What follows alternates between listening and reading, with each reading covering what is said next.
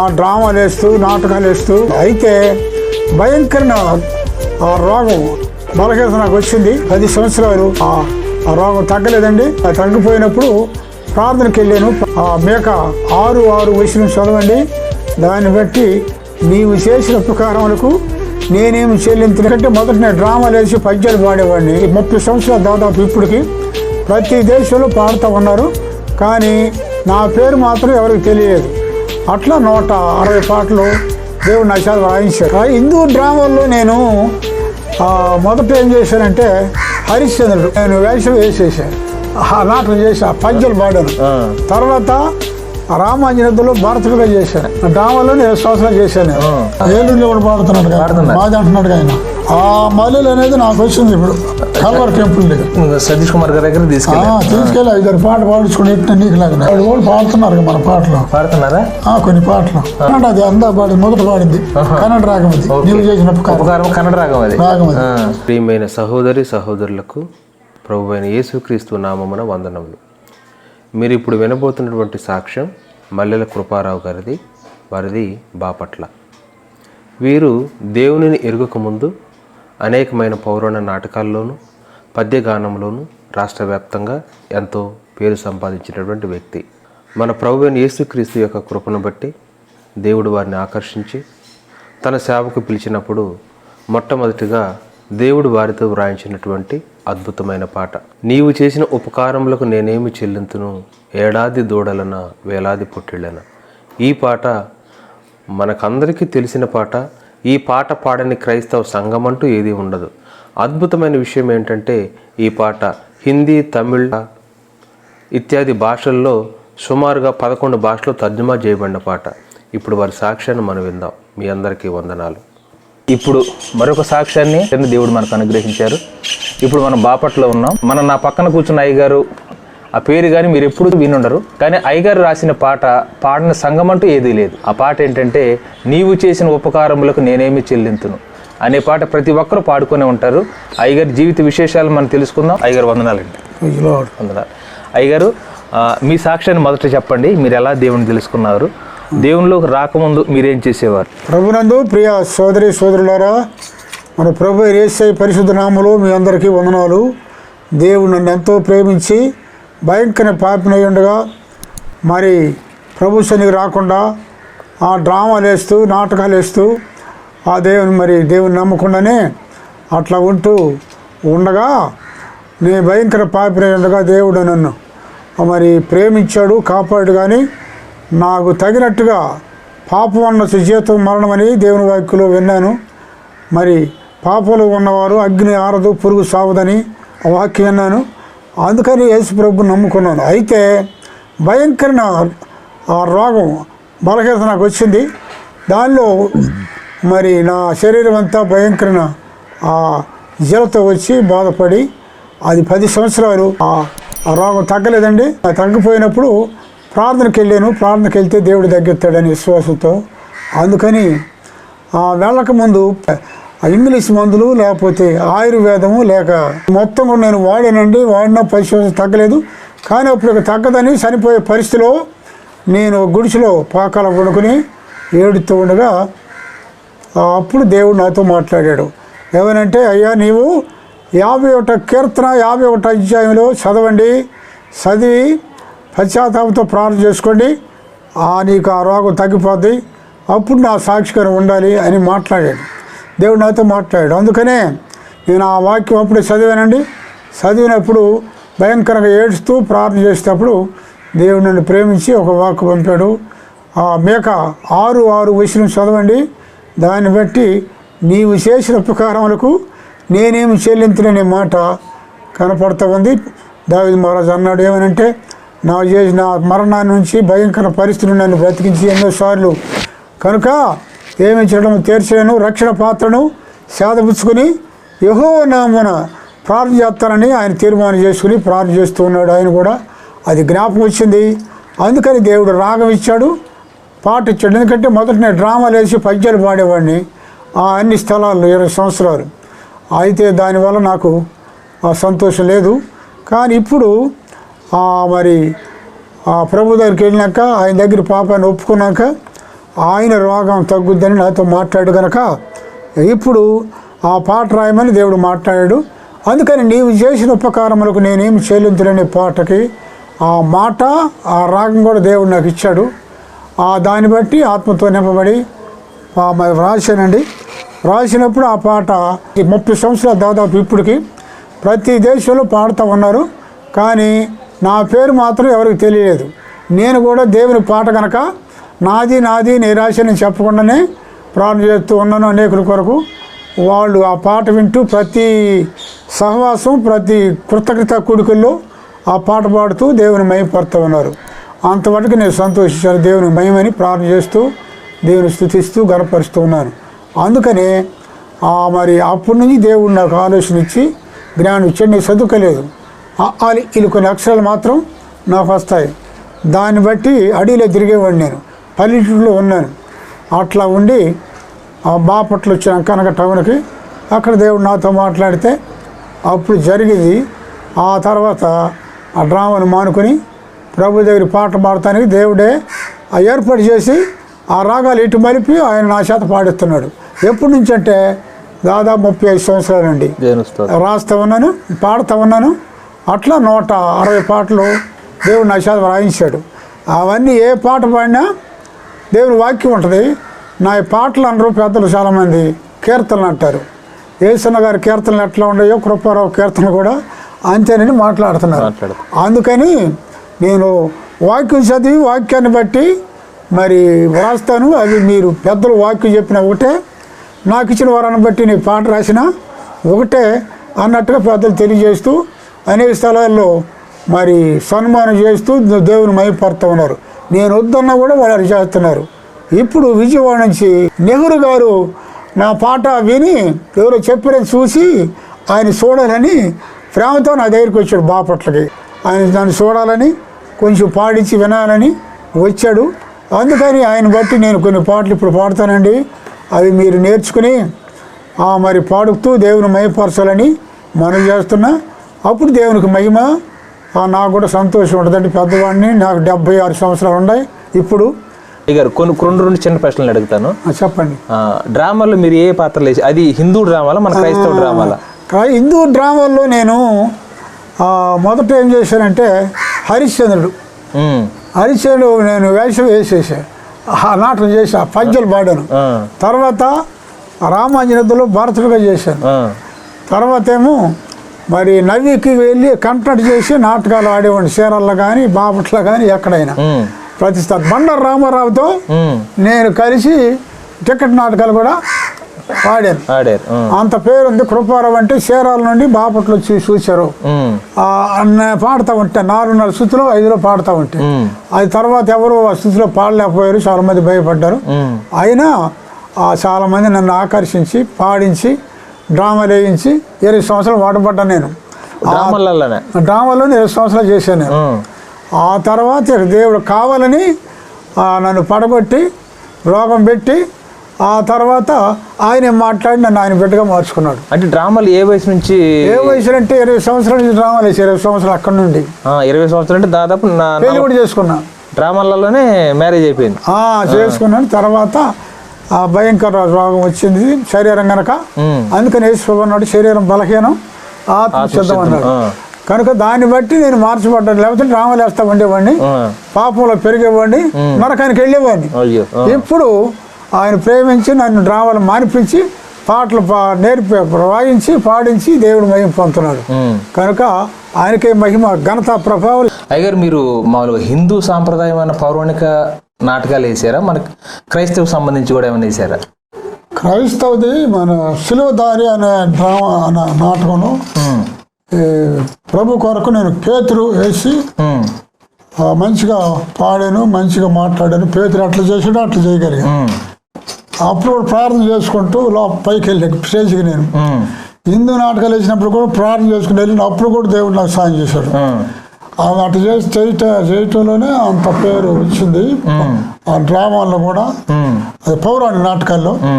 తర్వాత అవన్నీ తీసివేసి దేవుడు ఇటు ఆయన మలుపుకుని మరి బలహీన పరిచి ఆ రోగాన్ని బట్టి ప్రభు దగ్గరికి వెళ్ళినప్పుడు అవి తర్వాత కొన్ని సంవత్సరాల తర్వాత దేవుడు మాట్లాడి నాకు స్వస్థపరిచాడు. అంటే పౌరాణిక డ్రామాలు వేస్తున్నప్పుడే మీరు దేవునికి తెలుసు, మీరు తెలుసు, రక్షించడానికి నామకార్థంగా వెళ్ళేవాడిని. అది తర్వాత అది మంచిది కాదు. దాన్ని బట్టి దేవుడు నాతో మాట్లాడినాక నేను పరిశుద్ధపరచబడ్డాను, ఇంకా నీతిగా, ఇంకా సేవకుడుగా వచ్చేసారు. అది లెక్క. సేవ చేయటం కూడా ఇప్పుడు 25 సంవత్సరాలు. అది లెక్క. 25 సంవత్సరాలు సేవ చేస్తా ఉన్నా. అయితే పాటలు కూడా పాడుతా ఉన్నా. ఊరు తిరిగి అందరు పిలుస్తారు. ఢిల్లీ కూడా పిలిచారు. మరి ఇంకొక ఊరు ఏదో ఉంది, అది మర్చిపోతున్నాను, పేరు మర్చిపోయారు. అట్లా మర్చి. కానీ మీరు పాడే పాట నా చిన్నతనం నుంచి నేను పాడుతూనే ఉన్నా. అంటే మీ చర్చికి వెళ్ళినప్పుడల్లా దాదాపు 30 సంవత్సరాల పైన రాసి. కానీ మీ పేరు కానీ మీరున్న అడ్రస్ కానీ ఎవరికీ తెలియదండి. కానీ పెద్ద పెద్ద సేవకులు చాలా మంది పాడారు. అందరూ పాడతారు. మన ఏలూరులో కూడా పాడుతున్నాడు. మాది అంటున్నాడు ఆయన. ఎవరండి ఆయన పేరు ఏదో ఉందిలే, ఆయన పెద్ద సేవకులే. వాళ్ళు టీవీలో కూడా పంపాడు, అందరు 10 మందికి వచ్చి పాడారు నీవు చేసిన. అందుకని మనకెందుకులేమని నేను దేవుని పాట అని ఊరుకున్నా. దేవుని మేము రావాలి, అందరూ మరి మంచిది అనుకున్నాను. అది జరిగింది. అయితే మన క్రైస్తవ డ్రామాలో నుంచి ఒక పద్యం పాడతారా? మర్చిపోయారా? ఓకే, రైట్ అండి. అయితే చూస్తున్నాం అందరి కోసం నీవు చేసిన ఉపకారంలో మీరే రాశారు, దేవుడు మీకు అనుగ్రహించాడు. ఆ పాట మీరే పడితే ఎలా ఉంటుంది ఒకసారి పాడండి. కనుక రాసింది నేనేనండి, పాడింది నేనే. నీవు చేసిన ఉపకారములకు నేనేమి చెల్లింతును, నీవు చేసిన ఉపకారములకు నేనేమి చెల్లింతును, నీవు చేసిన ఉపకారములకు నేనేమి చెల్లింతును. ఏడాది దూడలనా వేలాది పొట్టేలనా, ఏడాది దూడలనా వేలాది పొట్టేలనా, నీవు చేసిన ఉపకారములకు నేనేమి చెల్లింతును. మరణ పాత్రుడనై ఉన్న నాకై మరణించితివి సిలువలో, మరణ పాత్రుడనై ఉన్న నాకై మరణించితివి సిలువలో, కరుణ చూపి నీ జీవ మార్గాన నడిపించుము యేసయ్యా, కరుణ చూపి నీ జీవ మార్గాన నడిపించుము యేసయ్యా, నీవు చేసిన ఉపకారములకు నేనేమి చెల్లింతును, నీవు చేసిన ఉపకారములకు నేనేమి చెల్లింతును. విరిగి నలిగిన బలియాగముగను నా హృదయం అర్పింతును, విరిగి నలిగిన బలియాగముగను నా హృదయం అర్పింతును. రక్షణ పాత్రను దేవుని నిత్యము నిన్ను వెంబడించెదను, రక్షణ పాత్రను దేవుని నిత్యము నిన్ను వెంబడించెదను. నీవు చేసిన ఉపకారములకు నేనేమి చెల్లింతును, నీవు చేసిన ఉపకారములకు నేనేమి చెల్లింతును. ఏడాది దూడలనా వేలాది పొట్టేలనా, ఏడాది దూడలనా వేలాది పొట్టేలనా, నీవు చేసిన ఉపకారం చెల్లింతును, నేనేమి చెల్లింతును, నేనేమి చెల్లింతును, దేవా దేవా నా హృదయం అర్పింతును. Praise God. దేవునికి స్తోత్రం అండి. ఈ పాటతో పాటు ఇంకేం రాశారు అయ్య గారు? చాలా పాడి. అంజూరపు చెట్టు ఒకటి, అంజూరపు చెట్టు కూడా మీరే రాశారు. అది కూడా ఒక పల్లవి పాడండి, ఒక చరణం పాడండి. ఎందుకంటే అది కూడా మీరు రాశారని ఎవరికి తెలియదు. అది కూడాను అంజూరపు చెట్టు ఒకటి నాటిన ద్రాక్ష మందు. తర్వాత మీరు అంటే ఎవరికి తెలియని పాటలు ఇంకొక పాడుతురు కానీ కొన్ని.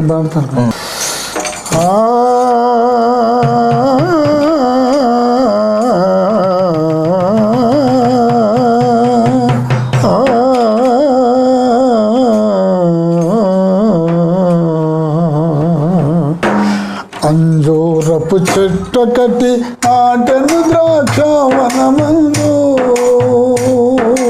అంజూరపు చెట్టు కట్టి నాటెను ద్రాక్షవనమందు, పూతారాదే పిందెలేదే, పూతారాదే పిందెలేదే, పచ్చని ఆకులతో నిండే. అంజూరపు చెట్టు కట్టి నాటెను ద్రాక్షవనమందు, యజమాని దేవుడు మూడేళ్ళు వెదకిన, యజమాని దేవుడు మూడేళ్ళు వెదకిన, కనబడలేదు ఒక ఫలమైనా, కనబడలేదు ఒక ఫలమైనా. ఈ భూమి ఎలా వ్యర్థమని పలికి, ఈ భూమి ఎలా వ్యర్థమని పలికి, నరికించుమనెను ఆ చెట్టును, నరికించుమనెను ఆ చెట్టును. అంజూరపు చెట్టు కట్టి నాటెను ద్రాక్షవనమందు, పూతారాదే పిందెలేదే, పూతారాదే పిందెలేదే, పచ్చని ఆకులతో నుండే. అంజూరపు చెట్టు కట్టి నాటెను ద్రాక్షవనమందు. మధురంగా పాడారు అయ్య గారు. అది పాట. ఈ పాట ఏ సందర్భంలో రాశారు? ఈ పాట ఎప్పుడు రాశారు మీరు? ఇది కూడా అప్పుడే ఈ పాట పాడినాక రాసినాక ఆ పాట యేసు ప్రభు లోకాసు వార్తలు ఉపమానం ఉంది. అవునవునవును చదివి తర్వాత ఇది నేను కూడా పాటించలేదు కనుక అప్పుడు నేను పాఠం చేస్తా ఆశ కదా, పౌరాణిక అది హిందూ నాటకం. అప్పుడు కూడా దేవుడు సాయం చేశాడు. ఇప్పుడు తీసేయమంటున్నాడు. ఆయన నన్ను అట్టి పెట్టడం సంగతిలో ఆలోచనలో పాడాను ఆ పాట. ఈ పాట కూడా అదే, నన్ను చంపేయకుండా భయంకర పాపినైనా వదిలిపెట్టలేదు, మళ్ళీ అవకాశం ఇచ్చి నన్ను రక్షించాడని మాట మీద ఆలోచన మీద ఈ పాట రాశాను. అది జరిగింది. ఇంకో పాట ఏమో గానము చేసిందా నీ నామ కీర్తన. అయితే అయ్యగారు మీరు ఈ ఆ పదాలు గాని ఆ మాటలు గాని అవి ఎలా ఉన్నాయంటే పండితులు రాస్తారు చూసారా? పండితులు కాదు, మళ్ళీ ఎవరు రాశారు ఇదివరకు. ఆంధ్ర క్రైస్తవ కీర్తనలు ఉన్నాయి. ఆ మల్లెలు అనేది నాకు వచ్చింది ఇప్పుడు. అవునా? మల్లెలు కదా, మల్లెలు కృపారావు. అవును. కనుక ఇది చాలా మంది ఆశ్చర్యపోతారు. నీకు చదువు లేదు, సంజు లేదు. ఇప్పుడు అందరూ భయపడుతున్నాను చూసి, ఎందుకంటే రాయటం కష్టం అయిపోద్ది, పాడుతూ మాటలు. అయితే దేవుడు వరం అది. మీ స్కూల్కి వెళ్ళలేదా? అందుకని దీని మీద ఒక మాట చెప్పాడు, ప్రింట్ చేసేవాడు. కృపావర స్వరములు అన్నాడు, బిరుదు ఇచ్చాడు. నీకు ఇస్తాలే, చూపించండి ఒకసారి. కృపావర స్వరములు చూపించండి. అది ఎట్లా ఈ బొమ్మ మొత్తం చూపి పలానా అర్థమైపోదు. కృపావర స్వరములు. రైట్ రైట్, చాలా. అయితే మీరు స్కూల్కి వెళ్ళలేదు చిన్నప్పటి నుంచి? నేనేదో ఆహారం బాగా చేసుకుంటా గొడ్డు మాలేసేవాడు అడవిలో, పల్లెటూరు పేర్లి. అందువల్ల పోటలు కాసేపు వచ్చేవాడిని, తర్వాత ఉప్పు దొక్కేవాడిని, అడవి నరికినా అన్ని భయంకర సేకరి చేసాను. అయినా దేవుడు ఎడ తెచ్చి ప్రభు దారి తెచ్చి క్షేమం గురించి వాడుకుంటూ మళ్ళీ నన్ను పోషిస్తా ఉన్నాడు ఎప్పటికప్పుడు, లోటు లేకుండా. అయితే బైబుల్ చాలా సంఘం అయినా మనం అట్టపట్టి ఎప్పుడు పోతున్నాం. బైబుల్ చదువుతారా గారు? బైబిల్ చదువుతారు. రాస్తారా ఏమన్నా? రాస్తారు తెలుగు పదాలు తెలుగు పదాలు రాస్తారు, అందుకే రాయగలిగింది మరి. అదే అదే అదే.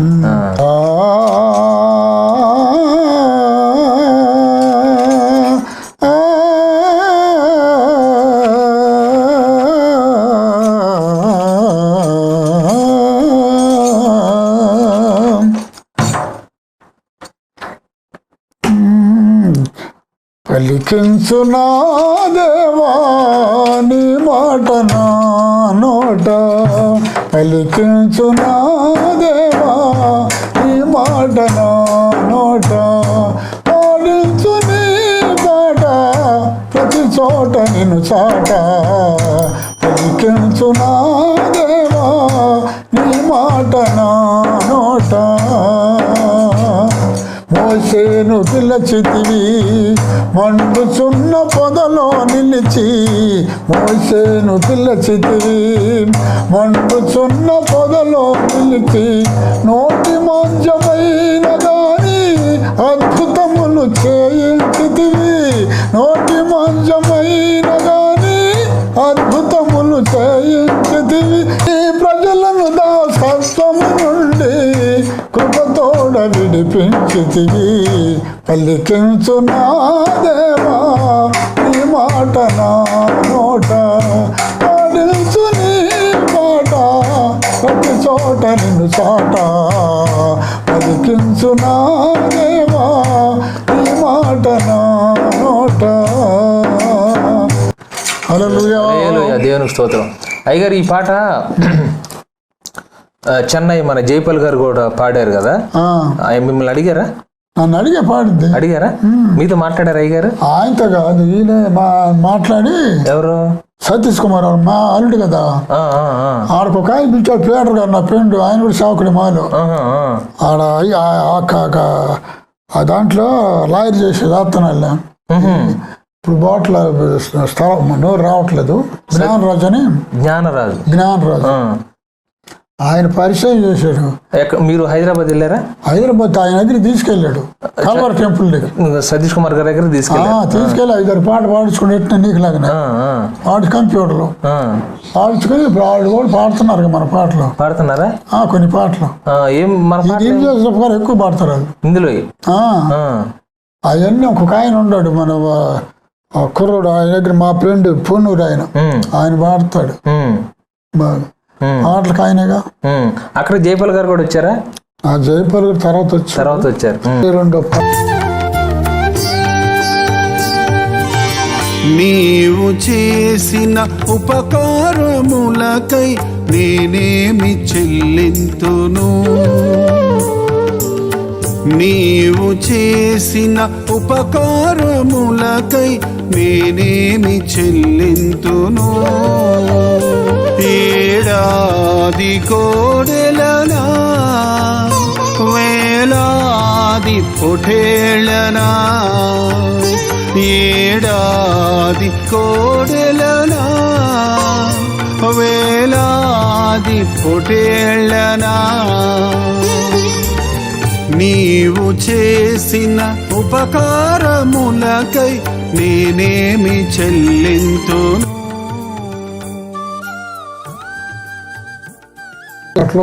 నీవు చేసిన ఉపకారంలోకి ఆంధ్రప్రదేశ్ కీర్తనలు ఎక్కింది అనుకుంటా గారు? ఎక్కిందిగా, ఒకటి కాదుగా, ప్రతి సంవత్సరం పాడుకుంటున్నారు. ఎక్కింది. పుస్తకాలు ఎక్కించుకున్న పేరేం పెట్టలేదు, తెలియదు. పేరు పెట్టిందల్లా ఒక్క శాలేమని ఉన్నాడు చిలకలూరుపేటలో, చిలకలూరుపేట శాలేమరాజు గారు. ఆయన 2 సార్లు పిలిచినని పాడించుకున్నాడు. ఈ పాట ఒకసారి పిలిచాడు, 2 సార్లు అంజరు 2 సార్లు. అవి 2 ఫోన్లో పెట్టి చెబుతాడు. మంచి భక్తి గలవాడు కృపారు రాశాడు చెబుతాడు.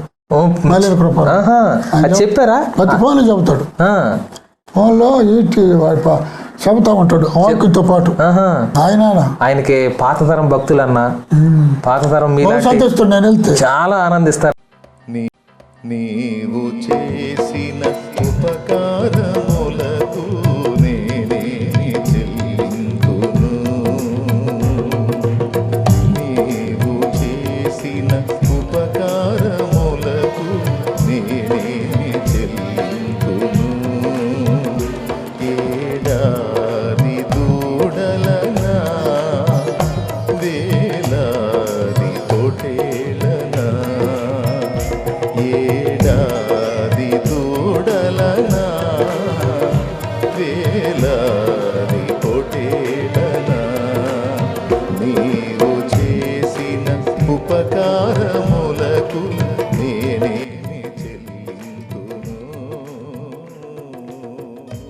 వెరైటీ ఉన్నది. మీరు సంగీతం నేర్చుకున్నారా? నేను నేర్చుకుని డ్రామాలు వేస్తాం. నాకు అర్థం బండరామరావు తెలియదు కదా, వాళ్ళ పాటలు రాగాలు గుర్తు పెట్టుకుని నాకు వినంగానే తర్వాత నాకు చూసిన 6 రోజులు రాగం వచ్చింది నాకు వచ్చేస్తా వరం అది. అప్పుడు దాన్ని బట్టి 20 రాగాలు నాకు వచ్చు. 20 రాగాలు. కళ్యాణ్ అని, బేంపులస్ అని, కామాక్షి అని, కన్నడ అని. కన్నడ అది అందా పాడింది, మొదట పాడింది కన్నడ రాగం అది. నీవు చేసిన ఉపకారం కన్నడ రాగం అది. రాగం అది. అయ్యగారు అయితే పాటలు ఊరిపోయారు పాడిని ఆశీర్వదించుదేమో, ఆశీర్వదించి పాడదు కానీ. అయితే ఈ మధ్యలో 2 నిమిషాలు మీ కుటుంబం గురించి చెప్పండి. ప్రియులారా, నా కుటుంబ విషయాలు చెబుతానండి, మీరు వినండి, మా కొరకు ప్రార్థించండి. ఎందుకంటే ప్రార్థన వల్ల తప్ప ఏది పొందలేరని ప్రభు వారు చెప్పాడు. అందుకే కొన్ని కుటుంబంతో కలిసి ప్రార్థన చేశాడు కనుక మరి ఆయన దేవదూతను పంపి మరి పేతుని పిలిపించి సువార్త వినిపించాడు. అందుకని మా కుటుంబం కూడా మరి నా ప్రార్థన బట్టి, నా రక్షణ బట్టి, నా సాక్ష్యాన్ని బట్టి మరి నేను సేవకుడిగా ఉన్నాను కనుక నాకు దేవుడు 2 బిడ్డలు ఇచ్చాడు. ఒక బిడ్డ మరి ఆ మగబిడ్డ ఆయన హైదరాబాద్లో పనిచేస్తూ ఉన్నాడు.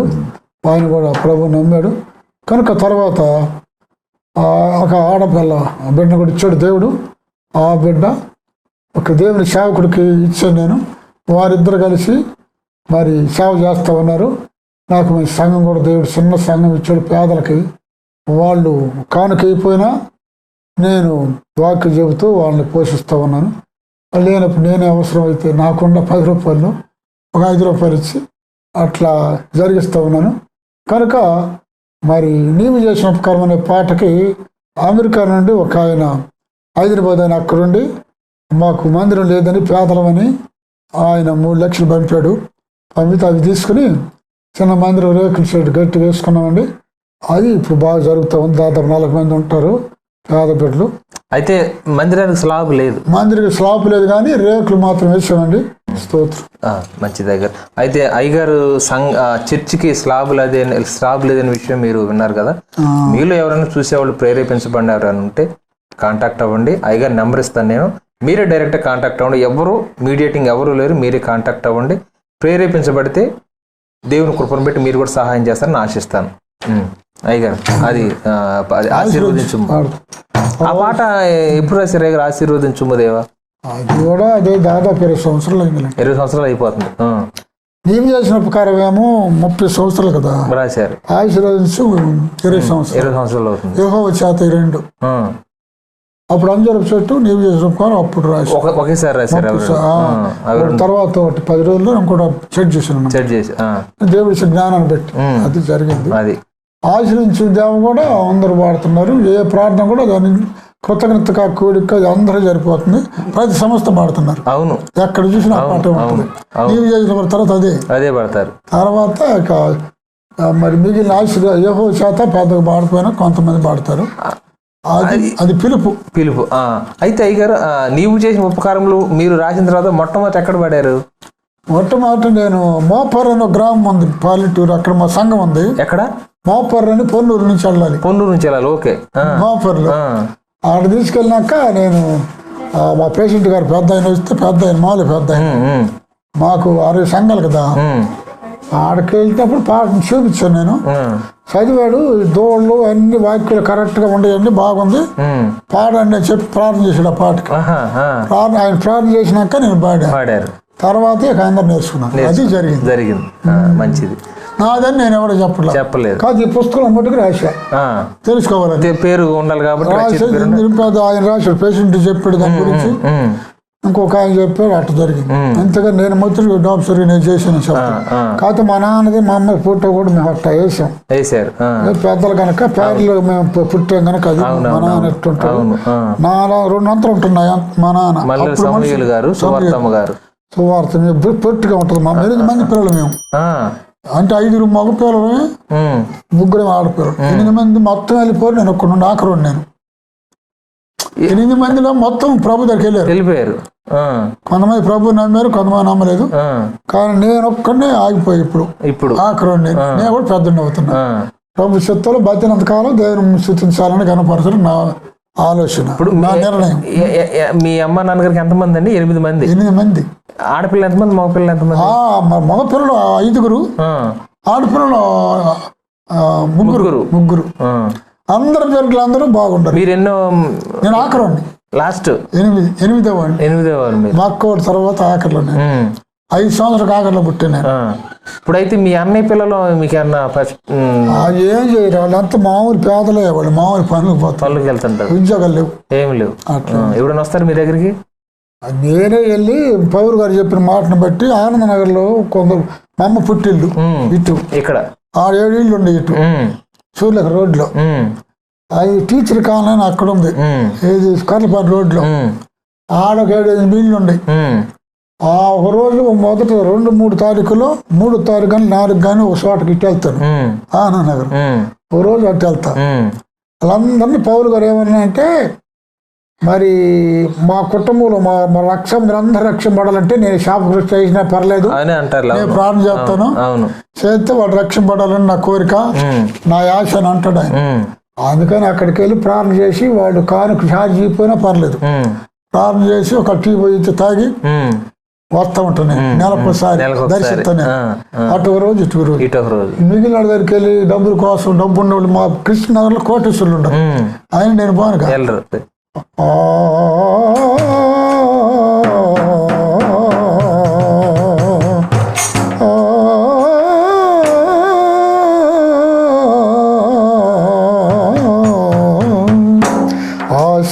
ఆశీర్వదించము దేవా, ఆదరణ నీవే ప్రభువా. ఆశీర్వదించము దేవా, ఆదరణ నీవే ప్రభువా. అనుదినము నీ కృపయే చాలు, అనుక్షణము నీకే మా స్తుతులు. అనుదినము నీ కృపయే చాలు, అనుక్షణము నీకే మా స్తుతులు. ఆశీర్వదించుము దేవా, ఆదరణ నీవే ప్రభువా.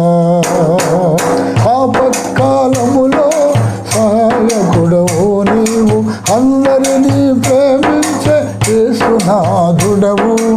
ఆపత్కాలములో సహాయకుడవు నీవు, అందరినీ ప్రేమించే యేసునాథుడవు. ఆశ్రయ దుర్గము నీవే, ఆనంద తైలము నీవే. ఆశ్రయ దుర్గము నీవే, ఆనంద తైలము నీవే. ఐశ్వర్యము నీవే, మా ఘనతయు నీవే. ఐశ్వర్యము నీవే, మా ఘనతయు నీవే. ఆశీర్వదించుము దేవా, ఆదరణ నీవే ప్రభువా. ఆశీర్వదించుము దేవా, ఆదరణ నీవే ప్రభువా. నీయందు భయభక్తులు గలవారి ఎడల దయచూపుచున్నావు తరతరముల వరకు. నీయందు భయభక్తులు గలవారి ఎడల దయచూపుచున్నావు తరతరముల వరకు. నీయందు భయభక్తులు గలవారి పిల్లలు, నీయందు భయభక్తులు గలవారి పిల్లలు నీరు గట్టు తోట వలె మౌగా ఫలింతురు. నీరు గట్టు తోట వలె మౌగా ఫలింతురు. ఆశీర్వదించుము దేవా, ఆదరణ నీవే ప్రభువా. ఆశీర్వదించుము దేవా, ఆదరణ నీవే ప్రభువా. తొట్టిల్ల నీయవు మా పాదములను, తోడై నీడై త్రోవకు వెలుగై. తొట్టిల్ల నీయవు మా పాదములను, తోడై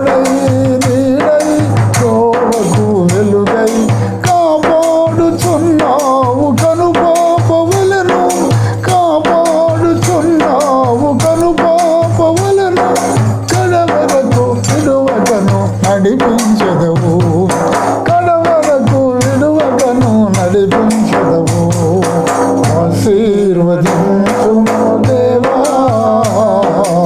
ఆదరణ నీవే ప్రభువా. ఆశీర్వదించుము దేవా, ఆదరణ నీవే ప్రభువా. అనుదినము నీ కృపయే చాలు, అనుక్షణము నీకే మా స్తుతులు. అనుదినము నీ కృపయే చాలు, అనుక్షణము నీకే మా స్తుతులు. ఆశీర్వదించుము దేవా, ఆదరణ నీవే ప్రభువా. హల్లెలూయా. హల్లెలూయా. ఎంత స్తోత్రం. ఇది ఏ రాగం అండి? కళ్యాణ రాగం ఇది. చాలా బాగుంది, చాలా బాగుంది. కనుక ప్రియులారా, నా విషయం మరి సంగతి ఉందండి, నేను చెప్తాను. నా పుట్టుక, నా ఎక్కడి నుంచి వచ్చిన చెప్తాను. మీరు తెలుసుకుని మా కొరకు ప్రార్థించండి. మీరు మీ ప్రార్థన బట్టి నేను కూడా మరి సేవ చేయడానికి అవకాశం ఉంది కనుక సాయం చేయమని మీకు మనవి చేస్తూ ఉన్నాను ప్రభునామములో. కనుక నేను అరణ్య ప్రదేశంలో అనగా ప్యార్లు అనే పల్లెటూరులో పుట్టానండి. అక్కడ మా నాన్న మా అమ్మకి 8 మంది పుట్టాం.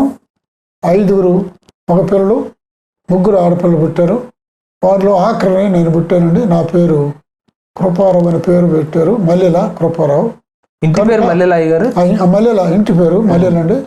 మల్లెల కృపారావు అనే పేరుతో మరి మొదట ఎంతో భయంకరంగా తిరిగి డ్రామాలు వేస్తూ ఉన్నాను. తర్వాత ఏమో దేవుడు బలహీన పరిచి ఆయన దగ్గర తెచ్చి వాక్యం వినిపించి ఆయన శిలువలో జ్ఞాపకం చేసుకుని నాతో మాట్లాడి నాకు ఆరోగ్యం ఇచ్చి పాటలు రాయటానికి పూర్వం మాట్లాడి వ్రాయించాడు. అందుకని మొదటి పాట నీవు చేసిన ఉపకారం. తర్వాత 160 పాటలు రాశానండి. కనుక మా అన్నయ్యోళ్ళు మరి అక్కోళ్ళు వారందరూ కూడా అందరం పేదలమే కానీ వారు ఏదో పని చేసుకుని బతుకుతూ ఉన్నారు. నేను కూడా అట్లానే పని చేసేవాడిని. కానీ ఇప్పుడు మాత్రం ప్రభు సన్నిధిలో సేవలు చేస్తూ ఉన్న 22 సంవత్సరాల నుండి. కనుక అయినా దేవుడు నన్ను పోషిస్తూ ఉన్నాడు. కనుక నా కొరకు ప్రార్థించండి, నన్ను జ్ఞాపకం చేసుకోండి. మరి మిమ్మల్ని అందరూ కూడా ప్రేమతో మరి మనం చేస్తూ మీకు వందనాలు చెల్లిస్తూ ముగిస్తున్నానండి. దేవుడు మిమ్మల్ని అందరినీ మరి దీవించి ఆరోగ్యంతో ఉంచి పరిశుద్ధులుగా మార్చి నీతిమంతులుగా తీర్చును గాక, దేవుని రాజ్యానికి చేర్చును గాక. Praise Lord. హల్లెలూయా. ఆమేన్. వందనాలు అయ్య గారు, చాలా చాలా వందనాలు. మీరు మంచి పాట రాసి మిమ్మల్ని కలుసుకోవడం చాలా ఆనందంగా ఉంది. మిమ్మల్ని కొందరికైనా మిమ్మల్ని పరిచయం చేయడానికి దేవుడు నాకు చూపిన కృపను బట్టి నేను చాలా ఆనందిస్తూ ఉన్నాను. వందనాలు అయ్య గారు.